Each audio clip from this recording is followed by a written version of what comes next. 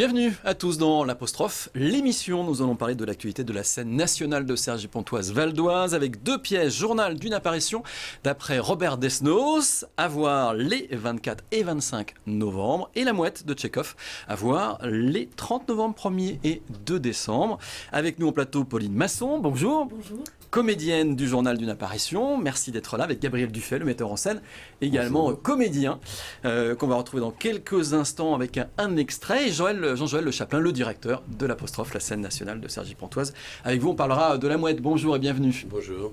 Alors, Gabriel Dufay, cette pièce, Journal d'une apparition, c'est un hommage au poète Robert Desnos. C'est un homme qui est fasciné depuis son enfance par le monde du rêve. Et par la découverte de l'érotisme, de l'amour. Et c'est ce que traduit très très bien cette pièce. Oui, c'est un peu plus qu'un hommage. Alors moi, Robert Desnos, c'est vrai que c'est un poète qui m'accompagne depuis que je suis enfant. Et c'est un poète qui me redonne courage, qui me redonne espoir à chaque fois que je vais mal, parce que c'est un poète qui a plein de masques différents. Et c'est vrai que de lui, on connaît avant tout la période surréaliste, et puis la fin, la mort dans les camps, mais finalement, il a beaucoup plus de facettes que ça, et notamment ses poèmes d'amour qui sont d'une beauté fulgurante, et certains des textes qui composent le spectacle que j'ai composé sur les années, qui sont parmi les moins connus de Desnos. Un grand amoureux des femmes, deux femmes qu'il a éperdument aimées, dont une en fait avec qui il n'a pas eu de relation, semble-t-il. Et une autre mais deux muses finalement. Alors ça c'est très intéressant, donc il y a la figure d'Yvonne Georges, qui était une chanteuse de cabaret des années 20, qui paraît-il était une femme fatale, absolument merveilleuse, et Desnos était fou éperdu d'elle, sauf que c'était un amour sans retour, et il l'a transposé sur le papier en lui dédiant tous ses textes et en inventant ou même en vivant vraiment une histoire d'amour avec un fantôme qu'il a transcrit dans un journal. Et après, il a vécu une histoire d'amour avec Yuki Fujita, qui était la compagne du peintre Fujita. Et ce qui est intéressant, c'est que d'une femme à l'autre, pour lui, c'était la même mystérieuse qui se perpétuait. Donc, ça pose la question, qu'est-ce qu'on reproduit d'une histoire d'amour à l'autre? Est-ce qu'il n'y a pas un fantôme qu'on cherche à travers toute notre vie? Voilà, et ces femmes, vous les convoquez sur scène à travers Pauline. On va regarder tout de suite un extrait de la pièce. Vous allez voir, on est dans une chambre, et tout se passe dans cette chambre. C'est elle, à n'en pas douter. Je reconnais son visage, son sourire, sa démarche. Je reconnais encore sa robe. Une robe très reconnaissable qu'elle ne porte que dans certaines circonstances. Toi, qui reste insaisissable dans la réalité et dans le rêve. Toi, qui m'appartiens de par ma volonté de te posséder en illusion, mais qui n'approche ton visage du mien comme les yeux clos, aussi bien au rêve qu'à la réalité. Toi, qu'en dépit d'une rhétorique facile, où le flot meurt sur les plages, où la corneille vole dans des usines en ruine, où le bois pourrit en craquant sous un soleil de plomb. Voilà, donc c'est vous qui interprétez Gabriel Robert Desnos. Et là, on sent cet homme habité par ses tourments, c'est cet amour contrarié. Là, il parle de qui, en fait? À qui il s'adresse? C'est toute la question. C'est qu'en fait, le journal d'une apparition, qui date de 1926, quand le fantôme apparaît, il y a tout d'un coup l'inscription 3 étoiles, qui apparaît comme s'il avait voulu effacer le nom. Après, quel est ce fantôme? Et à la même époque, il compose des poèmes où il s'adresse à toi, mais on ne sait pas véritablement quel est ce toi. Donc, est-ce que c'est Yvonne Georges? Est-ce que c'est le fantôme de l'amour? Est-ce que c'est l'inspiration? Est-ce que c'est l'écriture? Je crois que toutes les réponses... est-ce que c'est la poésie aussi, tout simplement? Toutes les réponses sont valables, parce que c'est avant tout aussi un spectacle sur la poésie et sur la nécessité de la poésie pour redonner du merveilleux au réel. Rendre la réalité plus supportable. Exactement, oui, parce que pour Desnos, la réalité triste et décevante doit se repeupler de merveilleux. Il faut qu'elle se sublime à travers les rêves, l'amour. Bien sûr, et Desnos, toute sa vie, est resté fidèle à cette conviction que le rêve devait transfigurer la réalité. À la fin de sa vie, puisqu'il a été déporté en camp, ses camarades racontaient qu'ils lisaient dans leurs mains pour leur redonner du courage et leur dire non, mais t'inquiète pas, tu vas avoir une vie merveilleuse, tu vas avoir 3 femmes, tu vas avoir 10 enfants, tu vas être très très riche. Et ça leur redonnait le sourire, ce qui est une chose quand même extraordinaire. Et il le disait, ses camarades déportés, Desnos nous redonnait de la vie, parce qu'il est toujours du côté de la vie. Parce que même s'il y a quelque chose qui peut paraître sombre, il a connu beaucoup de douleurs et beaucoup de tourments, malgré tout, il y a une force de lumière dans cette parole et dans cette écriture. Et ça, aujourd'hui, ça me semble absolument nécessaire, vital, même cette parole-là. Ouais, et puis ça nous encourage à rêver, hein, et peut-être à noter ses rêves comme le faisait Robert Desnos. Et ce rêve éveillé, vous avez la chance, il est à côté de vous, c'est Pauline. Pauline, vous incarnez le rêve, et parfois un rêve érotique de Robert Desnos. Est-ce que c'est pas simple à incarner? C'est pas simple, et en même temps, tout s'est fait. On a été surpris nous-mêmes, je crois, pendant les répétitions du spectacle, parce que la présence féminine au départ n'était pas si importante, je crois. On n'avait pas du tout prévu ça, qu'elle soit si visible et si entendable aussi, bien que les choses se fassent surtout par le corps et beaucoup par la lumière, par la musique. Antoine Bataille, qui a composé la musique, a fait également beaucoup pour convoquer ce fantôme. Voilà, et donc finalement ça s'est déposé petit à petit avec toutes les possibilités qu'offre un plateau pour faire apparaître un fantôme finalement.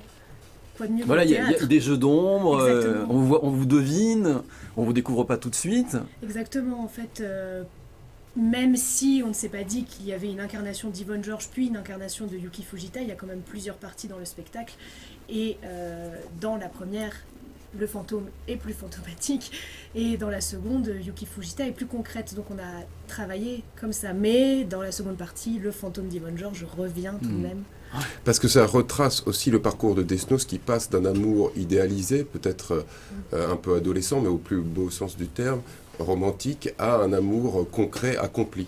Et en fait, c'est une traversée avec les fantômes, et une traversée d'amour, et puis une déclaration d'amour aussi à l'amour et à toutes les femmes. Voilà, un amour qui se chante. Vous chantez dans le spectacle? Oui, tout à fait. Yvonne Georges était chanteuse de cabaret, et ça nous a semblé assez intéressant d'utiliser ça. Et puis, c'est aussi une manière de convoquer le merveilleux, si c'est bien chanté. Alors, Jean-Joël, c'est un texte et une pièce qui a une certaine force, hein. D'ailleurs, quand on les voit tous les deux et qu'on découvre Gabriel en tant qu'interprète, on a du mal à croire que c'est même Gabriel qui est dans la pièce, parce que Gabriel, il a un physique sage, il a l'air tout calme, mais là, on sent une puissance dans le jeu. Oui, c'est la force du théâtre, et puis comme quoi il ne faut pas se fier aux apparences, à l'eau qui dort. Non, mais c'est en effet une belle proposition, parce que c'est quand même une démarche tout à fait singulière et pas évidente sur le papier. Quand on vous dit on va faire un spectacle et des poèmes, la plupart du temps, dans la doxa, c'est bon, la poésie, ça nous barbe un peu, ça nous ennuie. Et donc, même si c'est Robert Desnos, qui n'est pas non plus le plus connu des poètes, en tout cas des générations présentes, même si pour la mienne, il a joué un rôle important dans la constitution de notre culture littéraire.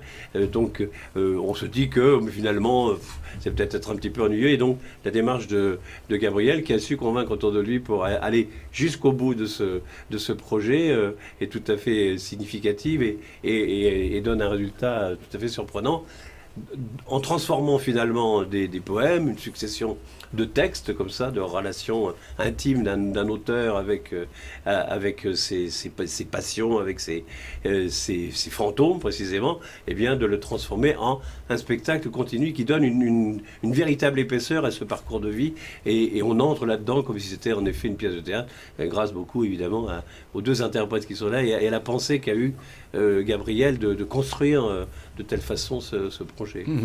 Alors on a dit que c'était des textes des années 20, ces textes éminemment contemporains encore. C'est sûr, on parle d'amour, l'amour est éternel. Oui, mais ça ne parle pas que de ça, puisqu'il y a 3 parties dans le spectacle. Il y a une première partie autour d'Yvonne, donc les années 1926-1930. Deuxième partie autour de Yuki, 1930-1935. Et après, une troisième partie où on retrouve Desnos de 1939 à 1945 et son engagement dans la résistance. Et là, il y a quelque chose de très contemporain, parce que pour lui, l'engagement amoureux était le même que l'engagement politique. Il y avait une cohérence là-dedans. Desnos est resté fidèle à ses convictions pendant toute sa vie, et dans cette fidélité, il y a un parcours d'une beauté fulgurante. Et voilà, il y a beaucoup d'écrivains où on dit, voilà, l'œuvre est belle, mais l'écrivain, il ne faut pas trop aller voir de ce côté-là. Et là, pas du tout. C'est-à-dire, tant vaut l'homme, tant vaut le poète.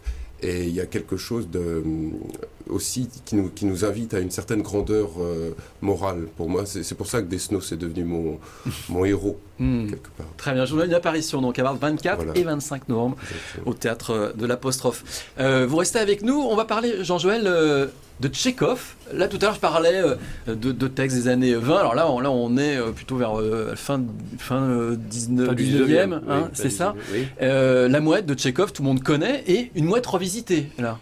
Oui, l'histoire de la mouette, il faudrait beaucoup de temps pour en parler, mais le texte lui-même, par exemple, aujourd'hui c'est un classique, on pense que c'est une œuvre absolument majeure, c'est une œuvre majeure, mais qui n'a pas rencontré son public tout de suite, puisque à la création, cette pièce a fait un bide absolu, et donc il a fallu qu'elle soit remontée 2 ans plus tard pour qu'elle rencontre véritablement son public. Mais c'est une pièce qui parle de quoi? Des illusions, qui parle de l'amour, qui parle des passions. De l'art aussi. Et de l'art aussi, évidemment, et de l'art traditionnaliste et puis de l'art nouveau. On est en plein dans le débat qui agite chacune des époques.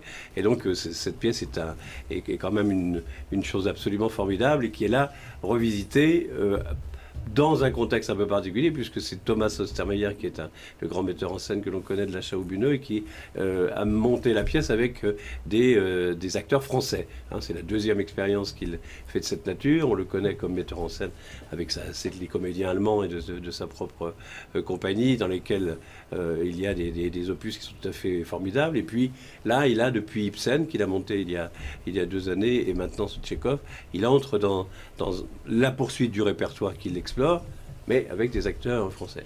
Alors, on va découvrir un extrait parce qu'on va voir que sur scène, il y a du monde, Oui. ça joue évidemment, Ça et joue. puis ça joue de la musique, ça chante. Voilà. On regarde. The snarling as you stumble across the road. But the day breaks instead, so you hurry home. Don't let the sun blast your shadow. Don't let the milk float rob your mind. They're so natural, religiously unkind. Oh no, love, you're not alone.